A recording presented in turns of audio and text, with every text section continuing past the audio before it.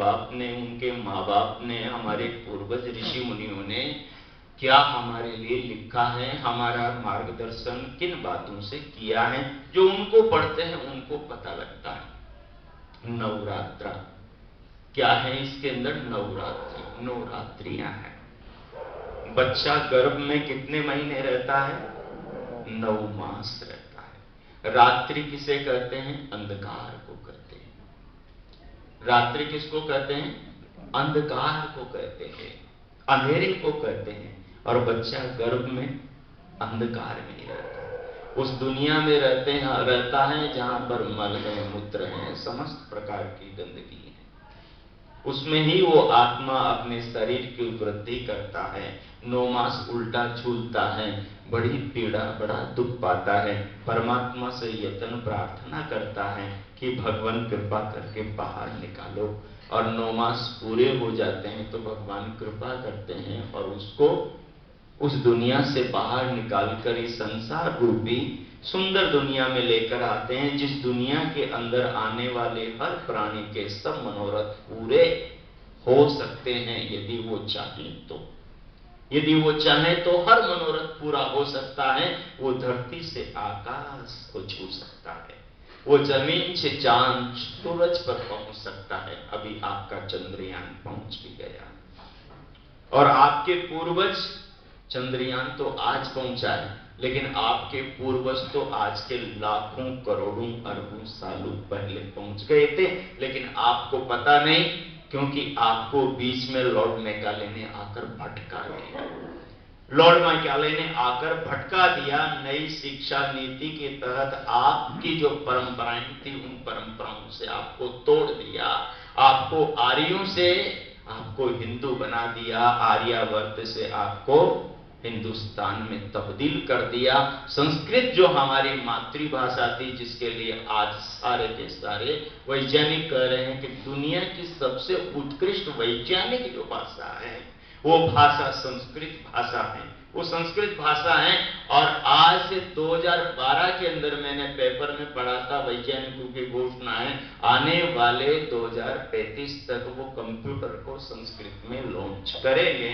और आज आपका ओप्पो हो, एप्पल हो, कोई भी फोन हो, उसके अंदर संस्कृत भाषा आप चला सकते हैं, संस्कृत इंस्टॉल कर सकते हैं। आपका फोन संस्कृत के अंदर ही आपको दिखाई देगा और धीरे धीरे इसमें वृद्धि हो रही है।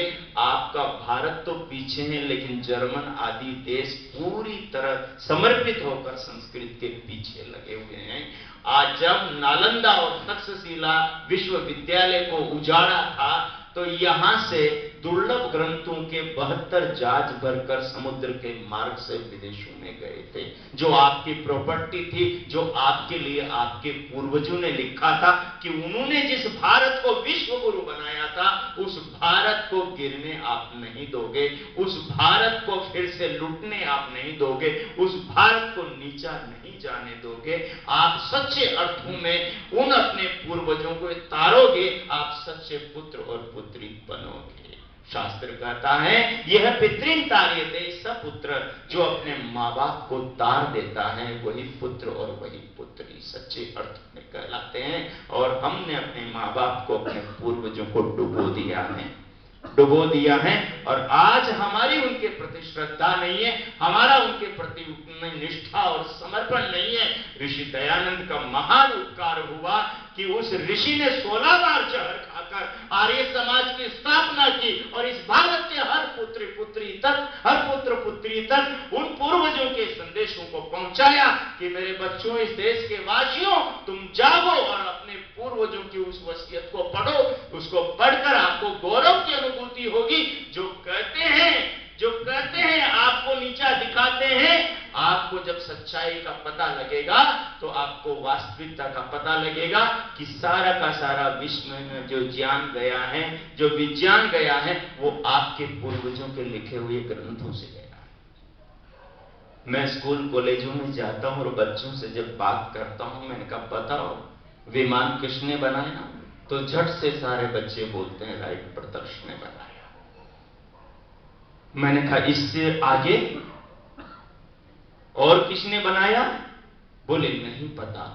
क्योंकि आपके साहित्य में, आपके इतिहास में बड़ा बदलाव किया गया। बड़े षड्यंत्र के तहत आपको आपके इतिहास को 5000 साल पुराना बताया गया और धीरे धीरे आपको अपने पूर्वजों से काट दिया गया, अपनी परंपराओं से काट दिया गया। इसलिए आपने वही माना जो स्कूल के अंदर आपको पढ़ाया गया। और बच्चे कहते हैं कि विमान तो राइट ब्रदर्स ने बनाया, लेकिन राइट ब्रदर्स से पहले विमान वो मराठवाड़ा के शिवकर बापू तिलपति ने मुंबई की चौपाटी पर धरती से 1500 फीट ऊपर बैठकर नहीं, रिमोट कंट्रोल से विमान बनाकर उड़ाया और वहां से कुशलता पूर्वक नीचे उतारा। अंग्रेजों को उनकी उन्नति, उनका यश, उनका ये श्रेय देखा नहीं गया। और उनके साथ में अंग्रेजों की एक कंपनी आकर हाथ मिलाती है कि तुम विज्ञान में विकास करो और धन का सहयोग हम करेंगे। शिवकर बापू ऋषि दयानंद के भक्त थे, यम नियमों का पालन करने वाले महर्षि के सच्चे अनुयायी थे, सच्चे हृदय के आदमी थे कि बहुत अच्छी बात है यदि तुम धन देते हो और मैं इसके अंदर पुरुषार्थ करता हूं और इस देश के वासियों की उन्नति होती है, उन्हें आकाश मार्ग से इस विश्व में विचरण करने का अवसर मिलता है, तो बहुत अच्छी बात है, मिलकर काम करते हैं। उनका फार्मूला आपके देश से विदेश गया और विदेश ले जाने के बाद में शिवकर बापू तिलपदे को उन दुष्टों ने धोखा दिया। इतिहास साक्षी है, उनकी पुस्तक पढ़कर देखो। शिवकर बापू तिलपदे को धोखा दिया और उसके बाद में शिवकर बापू बीमार होकर वो चल बसे और उनकी पुस्तक मिलती है। उस पुस्तक को आप पढ़ोगे तो आपको ज्ञात होगा, उस पुस्तक को पढ़ोगे तो आपको ज्ञात होगा कि आपके पूर्वजों ने अब नहीं, आज के लाखों साल पहले विमानों का आविष्कार किया था। वो उस विमान शास्त्र के कुछ पन्ने आज मिलते हैं। महर्षि भारद्वाज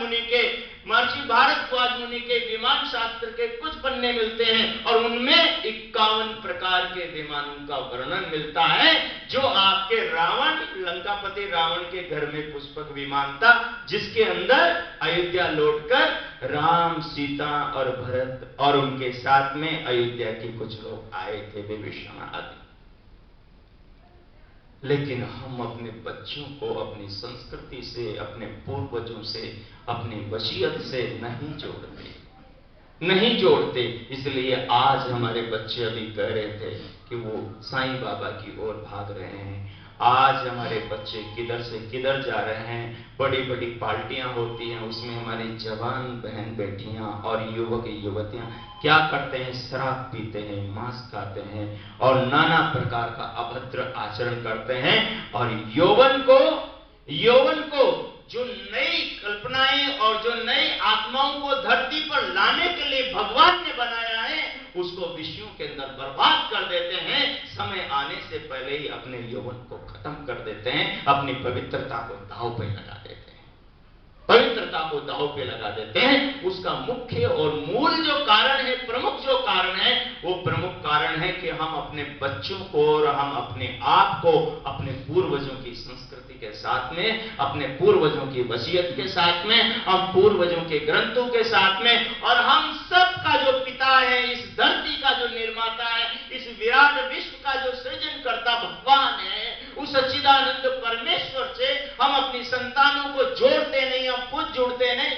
हम शाम को बैठकर उन बच्चों को अपनी गोद में लेकर, ये जो दादा दादी हैं जिनका कर्तव्य ही ये था कि ये वानप्रस्थ में जाकर गृहस्थों के बच्चों का निर्माण किया करते थे, अपने ज्ञान विज्ञान से और अपने जीवन के अनुभव से, लेकिन आज के हमारे बूढ़े क्या करते हैं? वो हमारे हरियाणा के अंदर तो बूढ़े सारे इकट्ठे होकर चौपाल पर ताश खेलते हैं, पत्ते खेलते हैं। यहाँ के बूढ़े भी इधर उधर घूमते होंगे, जबकि बूढ़ों का काम क्या है? ये जो जवानों के बच्चे हैं, इन बच्चों का निर्माण करने का, क्योंकि बूढ़ों के पास में ज्ञान भी है, बुद्धि भी है और पूरे जीवन के अनुभव है। अरे अनुभव वाला व्यक्ति अज्ञानी, अशिक्षित क्यों न हो, लेकिन वो शिक्षित आदमी से 4 कदम आगे होता है। मेरी मां कोई किताब नहीं पढ़ी, कभी स्कूल में नहीं गई, कभी स्कूल में नहीं गई। मेरी किताबों को देखती हैं तो बड़ी दुखी होती हैं। एक दिन आंखों में आंसू भरे थे, वो किताबों की रेख को देख रही थी। मैंने पूछा, मां क्या हुआ? बोले, रे बेटा, यदि मुझे भी मेरे माता पिता ने पढ़ाया होता तो आज तेरी सारी किताबें मैं पढ़ती। उस दिन मेरा हृदय रो रहा था, खास मेरे हाथ में होता। लेकिन मैंने कोशिश की, लगातार 3-4 साल तक रात दिन घर के अंदर 3-4 कक्षाएं चलाई, दर्शन की चलाई, उपनिषद की चलाई, ध्यान की चलाई। मैंने कहा, मां तुम हर कक्षा में बैठो। रोज हवन में जाती हैं, आर्य समाज में हम रहते हैं। मां जब घर से आई थी तो बहुत सारी मूर्तियां थैले में लेकर साथ में आई थी। मैंने कभी नहीं कहा कि मां तुम इनकी पूजा न करो। मैंने कहा, तुम रोज हवन में जाओ, हमारी कक्षाओं में बैठो, क्योंकि उसके अशिक्षित मन को मैं दुखी नहीं करना चाह रहा था। मैं चाह रहा था वो स्टेप बाय धीरे धीरे चीजों को समझे, खिन्न भी ना हो और वो चीजों को पूरा समझे। और धीरे धीरे पास में सनातन धर्म मंदिर था, आचार्य श्री वो कहती थी, बेटा मैं वहां सत्संग सुनने चली जाऊं। मैंने कहा, ठीक है मां। कई बार मैं छोड़ने गया। मैं बता रहा हूं एक आर्य समाजी व्यक्ति की सरलता, मैं बता रहा हूं ऋषि दयानंद का भक्त कितना कोमल होता है। लोग कहते हैं कि हम कठोर होते हैं, लोग कहते हैं हम अत्यंत खंडनवादी होते हैं। गलत है ये बात। मैं खुद अपनी मां को वहां छोड़कर आया, कई बार छोड़कर आया। वो कहती है, बेटा मैं यहां दान दे सकती हूँ? मैं कहा, जरूर मां, जो आपका मन। माता ने वहां कई बार दान दिए। सज्जनों, माताओं, वो धीरे धीरे 1 साल, दूसरे साल में बदलकर वो मूर्तियां पता नहीं कहां उसकी चली गई, गायब हो गई। और आज वो निराकार ईश्वर को समझने लगी हैं और गायत्री मंत्र को और संध्या के मंत्रों को रोज दोहराती हैं, गाती हैं, बोलती हैं। भले उसका उच्चारण शुद्ध न हो, लेकिन प्रयास रोज करती हैं। रोज गायत्री मंत्र से 2 माला करती हैं, प्रभु के नाम से वो 2 माला करती हैं। जीवन उसका बदल गया। मैं आपसे कह रहा हूं, आप अपने बच्चों का जीवन नहीं बदल सकते क्या? उनके हाथ में वेद की किताब नहीं पहुंचा सकते हैं क्या? अपने पूर्वजों की महान कहानियों से आप चाहते हो ना सीता जैसी बेटी हो, सीता जैसी बहू हो? आप चाहते हो ना राम जैसा बेटा हो, राम जैसा दामाद हो, राम जैसा पुत्र हो, राम जैसा पति हो, राम जैसा राजा हो? अरे वहां राजा कौन बनेगा जाकर? प्रधानमंत्री कौन बनेगा? कौन बनेगा प्रधानमंत्री जाकर? उन ऊंचे पदों पर कौन जाएगा? आपके ही तो घर का लाल जाएगा। और जब आप उसका निर्माण नहीं करोगे, जब आप उसका निर्माण नहीं करोगे तो अनिर्मित वो बच्चा वहां जाएगा और संसार का वो वैसा ही संचालन करेगा जैसा आपने सिखाया, समझाया, उसको पढ़ाया और बनाया है। ये जिम्मेदारी आपके ऊपर है। भगवान ने कहा है, भगवान का आदेश है कि हम उसके आदेश को माने। उसका आदेश है, वो वेद का ज्ञान देता है। वो भगवान कहता है, दुरितानि परासुव यद भद्रम तन्न आशुव। परमात्मा कहते हैं, जब मैं डॉक्टर कपिल देव द्विवेदी महर्षि स्वामी श्रद्धानंद जी के शिष्य, गुरुकुल कांगड़ी के कुलपति, उनकी पुस्तक पढ़ता हूं तो वो कहते हैं, क्या तुम्हें मालूम है भारतीय संस्कृति का संदेश क्या है? क्या तुम्हें मालूम है भारतीय संस्कृति का संदेश क्या है? वो कहते हैं, ऋषि दयानंद ने वेद का भाष्य करते हुए हर अध्याय के आरंभ में भारतीय संस्कृति का संदेश दिया है। दुरितानि परासुव यद भद्रम तन्न आशुव। बुराइयों को छोड़ो और अच्छाइयों को जीवन में लाओ, अच्छाइयों को अपनाओ। यही तो भारतीय संस्कृति है, यही तो भारतीय संस्कृति है। हमारे घरों के अंदर, हमारे बच्चों के अंदर कितने सद्गुण हैं। आप राम की कथा सुनते हैं, लेकिन ध्यान रखना, राम की कथा नहीं, राम तो आचरण है। राम आचरण है। आप कथा सुनकर राम को डाउनलोड नहीं कर सकते। राम को डाउनलोड करने के लिए राम के जैसा चरित्र, राम के जैसा चिंतन, राम के जैसा व्यवहार, राम के जैसा माँ बाप के प्रति समर्पण होना चाहिए। अभी आदरणीय कल्याणी जी बता रही थी राम के गुण गौरव के बारे में। राम अपनी मां से कहते हैं कि कैसे जो उनका राज छीन रही है और अपने बेटे को दे रही है, उन्हें 14 वर्ष का वनवास दे रही है। उस मां से राम कहते हैं, हे मां, तुम कहो तो मैं अपने चमड़े की तुम्हारे पांव में जूतियां बनवा दूं। तुम कहो तो मैं अपने चमड़े की तुम्हारे पांव में जूतियां बनवा दूं। इसे कहते हैं पुत्र। यह पितृन कार्य थे जो अपने पिता की आन के लिए 14 वर्ष का वनवास स्वीकार कर लिया, जो अपने पिता की आन के लिए अपनी मां के पांव में अपनी चमड़ी की जूतियां बनवाने के लिए तैयार हो गया। ऐसा राम आपके घर में पैदा हो, ऐसा राम आपका दामाद हो, ऐसा राम आपके राज्य का संचालक प्रधानमंत्री हो, तो आपका देश कैसा होगा? आपका देश फिर से विश्व गुरु बनेगा, आपका देश फिर से आर्यवर्त बनेगा। लेकिन कब? जब आप जाग जाएं और ईश्वर के आदेश को माने और जीवन में उसको चरितार्थ करने के लिए प्रयत्नशील हो, तब होगा।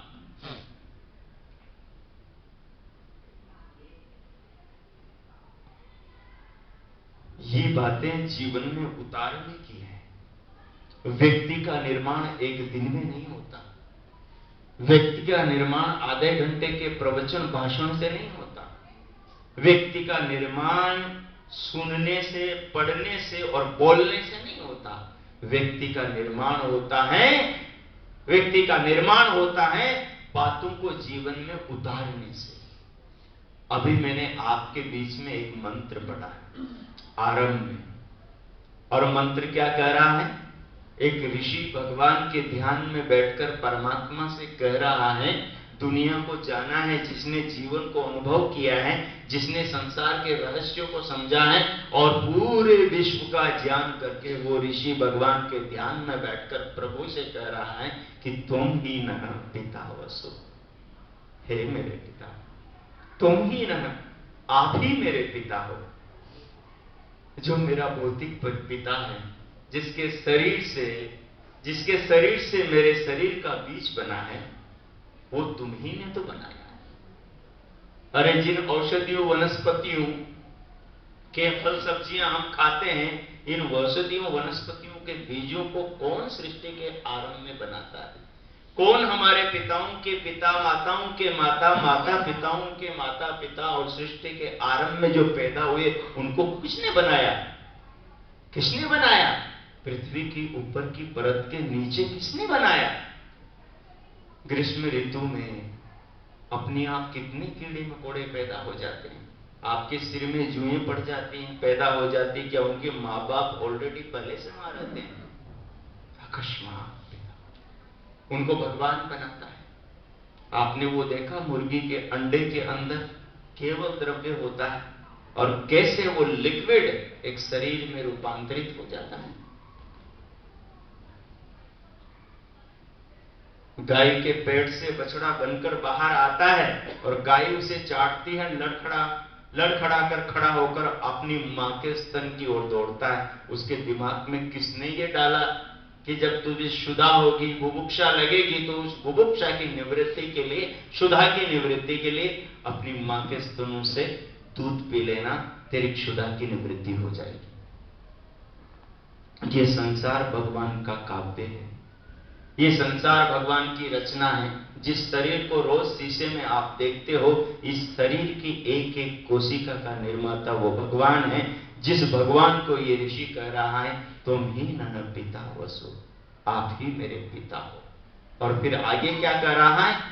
सृष्टि के अंदर अपने जीवन का साक्षात्कार करके परमात्मा से कह रहा है, हे प्रभु, तुम ही न पिता वसो, आप मेरे पिता हैं। और कैसे पिता हैं? वसो, वसाने वाले, संसार में स्थापित करने वाले, गर्भ में वसाने वाले, गर्भ से बाहर संसार बनाकर संसार में वसाने वाले। घर बनाते हो, मकान बनाते हो, बिल्डिंग बनाते हो और उसमें बाद में जाके रहते हो। पहले माँ बाप का शरीर परमात्मा बनाता है और उस शरीर के बाद में आत्मा को उनके शरीर में भेजता है और फिर आत्मा के लिए नया आवास शरीर बनाता है। ऋषि इन तत्वों के इन बातों को अनुभव करके भगवान से कह रहा है, तुम ही पिता वसो, आप मेरे पिता और मुझे बसाने वाले हो संसार में। मैं अभी आपके पास इसलिए बैठा हुआ हूं, बोल रहा हूं, क्योंकि हर पल उस श्वास के द्वारा, प्राण के द्वारा वो परम पिता मेरी रक्षा कर रहा है, मुझे प्रत्येक पल जीवन दे रहा है, इसलिए मैं आपके बीच में बैठा बैठा बोल रहा हूं। अगर वो मुझे श्वास ऑक्सीजन नहीं दे रहा होता तो मैं आपके बीच में बोल नहीं पाता, यहां गिर जाता। और आप सब भी देख रहे हो, सुन रहे हो, सोच रहे हो और समझ रहे हो और अनुभव कर रहे हो, वो उस परमात्मा की कृपा के कारण ही कर रहे हो। और वही इसी आगे बढ़कर कहता है, तुम ही न माता और आप ही मेरी माता। और कैसे मेरे माता पिता हो? श्रद्धा कर दो, हजारों क्रियाओं, व्यवस्थाओं, नियमों के द्वारा मेरा पालन कर रहे हो। पानी के बिना आपका काम चल सकता है? पानी को कौन बनाता है? पंचभूतों के परमाणुओं से आपके लिए संसार के अंदर नाना प्रकार की वस्तुओं का निर्माण भगवान करता है। जल को, अग्नि को, वायु को, आकाश को, सूर्य को, चंद्रमा को, ऋतुओं को, नए नए फूलों को और फूलों के बाद में लगने वाले फलों को कौन बनाता है? वो जंगल में जाना, एक बार वायुयान से जरा सफर करके देखना पहाड़ के ऊपर। आप तो उत्तराखंड में हो, आपके यहां तो नजदीक बहुत सारे पहाड़ पर्वत है ना। एक बार जाना और फिर वहां से सोचना, भगवान की सृष्टि को देखकर, जो अनंत पेड़ पौधे हैं, क्या वो मनुष्य ने लगाए हैं? क्या वो इतनी गहरी गहरी नदियां मनुष्य ने खोदी है? क्या वो इतने ऊंचे ऊंचे पहाड़ आदमी ने बनाए हैं? जब साधक साधना के काल में भगवान की सृष्टि को देखता है तो सृष्टि के अंदर छिपे उस निराकार परमात्मा को प्रणाम करके उसका धन्यवाद करता है। जो भगवान से जुड़ गया, समझ लीजिए उसने जीवन का निर्माण कर लिया। जो भगवान के सच्चे स्वरूप से जड़ेगा वो सच्चाई के मार्ग पर चलेगा, और जो भगवान के गलत स्वरूप से जुड़ेगा, ध्यान रखना, वो गलत दिशा में ही जाएगा, गलत दिशा में ही जाएगा। और भगवान का सच्चा स्वरूप तो भगवान ही बता सकते हैं। भगवान के अतिरिक्त कौन बता सकता है? मुझे बताइए, मुझे बताइए। जब धरती पर कोई नहीं था, मैं नहीं था, आप नहीं थे, हमारे पूर्वज नहीं थे, जब ये धरती, आकाश, चांद, सितारे कुछ भी नहीं थे, स्थूल भूत नहीं थे, सूक्ष्म भूत नहीं थे, अहंकार नहीं था, महतत्व नहीं था, कुछ भी सृष्टि में नहीं था, केवल सत्व, रज, तम के परमाणु प्रकृति के थे। उस समय कौन था? कौन था?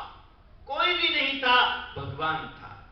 भगवान ही सृष्टि के परमाणु को जानता है और भगवान ही स्वयं को जानता है, और भगवान अपने स्वरूप को बता सकता है। जब कोई नहीं था तो जो नहीं था वो उसका स्वरूप कैसे बता सकता है? कैसे बता सकता है? भाई मेरे बारे में तो मैं ही बता सकता हूं, मैं कहां से आया हूं, मैंने अभी क्या सोचा है, मैंने क्या काम किया है, वो मैं ही बता सकता हूं। भगवान ने जो किया है, भगवान जैसे हैं, भगवान स्वयं बताते हैं। सब परिएगा शुक्रम कायम अवर्णम अश्नाविरम शुद्धम अपाप विद्दम कबीर मनीषी परिभूर स्वयंभूर याता तथ्यतो अर्थान वेदधा शाश्वतीभ्य समाप्य। भगवान स्वयं बता रहे हैं मैं कैसा हूं। ऋषि भगवान का चिंतन करता हुआ दुनिया को संदेश दे रहा है, अरे दुनिया के लोगों, वास्तव में जुड़ना है तो सच्चे परमात्मा से जुड़ो, सच्चे परमात्मा की उपासना करो। वो देखो सच्चे परमात्मा से जुड़ने वाला वो एक लंगोटी वाला सन्यासी स्वामी दयानंद पूरे भारत का निर्माण कर जाता है, नई दिशा दिखा जाता है। अंधकार में डूबे हुए राष्ट्र को, अंग्रेजों की गुलामी में जूझ रहे भारत को एक ऐसे क्रांतिकारियों की फौज दे जाता है जो पूरे राष्ट्र को अंग्रेजों के अत्याचार और अंग्रेजों के बंधन से आजादी दिला देते हैं। एक लंगोटी वाला बाबा और उनका गुरु विरजानंद, जो प्रज्ञा चक्षु आंखों से अंधा है, जिसके पास नेत्र भी नहीं है, लेकिन उसके पास ज्ञान का नेत्र है। उसने अपने हृदय के तार, अपनी आत्मा को परमात्मा से जोड़ रखा है और वहां से सीधा ज्ञान लेता है। आपने सुना है कोहिनूर के बारे में? गोलकुंडा की खदानों से निकले हुए कोहिनूर के बारे में आपने सुना है? कहां है आज आपका कोहिनूर? इंग्लैंड में रखा है ना। कोहिनूर की एक विशेषता है, कोहिनूर की यह विशेषता है कि कोहिनूर में बहुत सारे फलक हैं, लेकिन वो एक फलक से प्रकाश लेता है सूर्य से और बाकी फलकों से उस प्रकाश को बांटता है। स्वामी दयानंद के जीवन में वो विशेषता है कि वो एक फलक से उस भगवान से प्रकाश लेता है, ज्ञान लेता है, संदेश लेता है, जीवन जीना सीखता है और पूरे राष्ट्र को अपने सभी फलकों से, सभी प्रयासों से जागृत करता है। ऋषि दयानंद एक थे, लेकिन कितने क्षेत्रों के अंदर उन्होंने काम किया। मैं आपसे निवेदन कर रहा हूं कि उस भगवान से जुड़िए। जैसे वो कोहिनूर सूर्य के प्रकाश को एक फलक से लेता और बाकी खिड़कियों से बांटता है, वैसे ही आप लोग भी उस परमपिता परमात्मा से प्रकाश, ज्ञान, सच्चाई लीजिए और लेकर उसे जीवन में चरितार्थ कीजिए और अपने बच्चों पर उड़ेल दीजिए, अपने पड़ोसियों पर उड़ेल दीजिए। अरे भगवान करुणा निधान है, उसका नाम शिव है, वो करुणा का सागर है। अपने जीवन में आप भी शिव बनने का प्रयास कीजिए। भगवान तो कहता है अपनी पुत्री से, शिवा भव प्रजा, शिवा भव पुरुषेभ्यो अश्वेभ्यो गोभ्यो। स्त्री से परमात्मा कहता है, हे मेरी पुत्री, तुम शिवा बनो, कल्याणी बनो। किसके लिए बनो? पुरुषेभ्य, पुरुषों के लिए, अपने पिता के लिए बनो, अपने पति के लिए बनो, अपने पुत्रों के लिए बनो, अपने ससुर के, अपने देवर और जेठ और घर के सदस्यों के लिए बनो, अपने घर में बंधे हुए पशुओं के लिए, गौओं के लिए, अश्वों के लिए तुम कल्याणी बनो।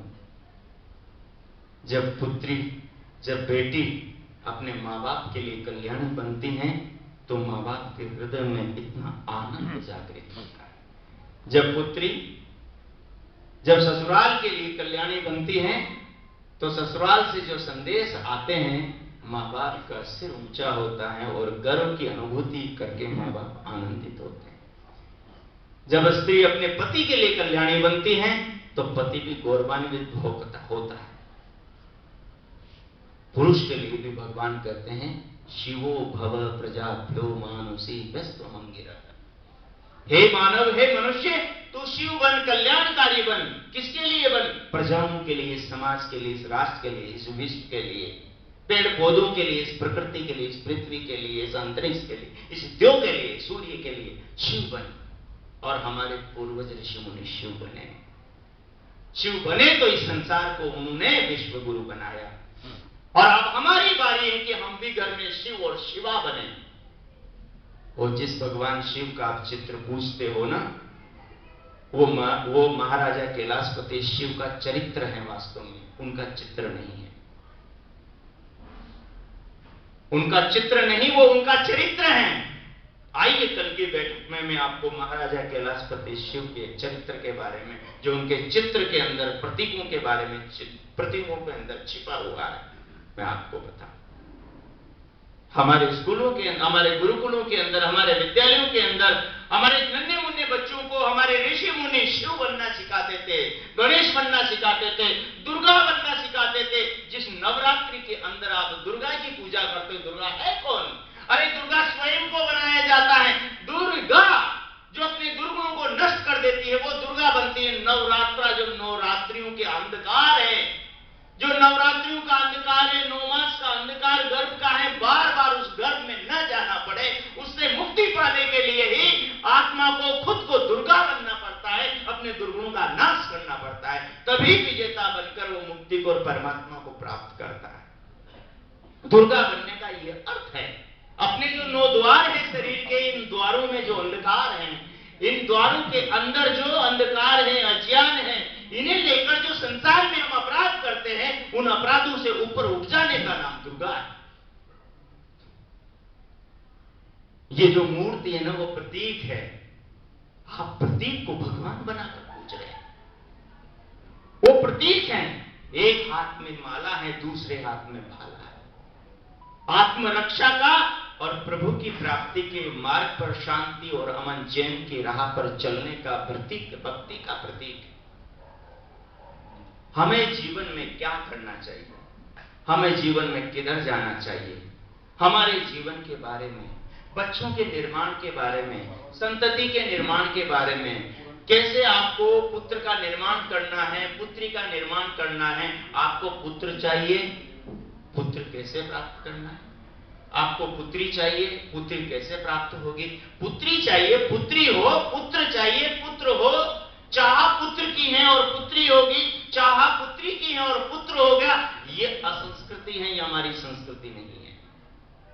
पुत्रेष्टि यज्ञ महाराजा दशरथ करते हैं और घर के अंदर 4 बेटे होते हैं। पुत्रेष्टि यज्ञ वसुदेव और देवकी करते हैं और पुत्र होती है 8वीं संतान, कन्या नहीं होती। पुत्रेष्टि यज्ञ राम और सीता करती है और वाल्मीकि के आश्रम में लवकुश संतानें पैदा होती, पुत्र होते, पुत्री नहीं होती।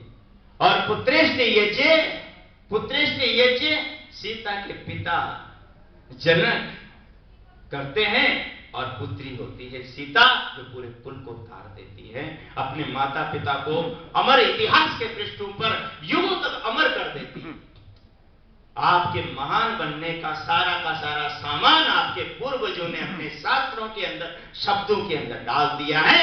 उन शब्दों को पढ़ो और जीवन में वैसा अपने जीवन का निर्माण करो और जीवन के अंदर आनंद का अनुभव करो। क्या करना होगा उसके लिए? ये यहां हमारे 2 महान भाव बैठे हैं, देखो, श्रीमान मंत्री जी, श्रीमान प्रधान जी, उधर हमारे आचार्य श्री बैठे हैं, इधर आदरणीय कल्याणी जी बैठी हुई हैं। आप इन लोगों से जुड़ो, इनसे पूछो हम कैसे निर्माण करें। अब इस बुढ़ापे की अवस्था में हम अपने पल पल का कैसे सृजन करें, कैसे इसको उपकारी बनाएं, कैसे प्रत्येक पल हम पुण्य का सृजन करें, ताकि हमारा दूसरा जन्म किसी ऋषि के घर में हो, किसी ऋषिका के घर में हो, महान माता पिता के घर में हो, जहां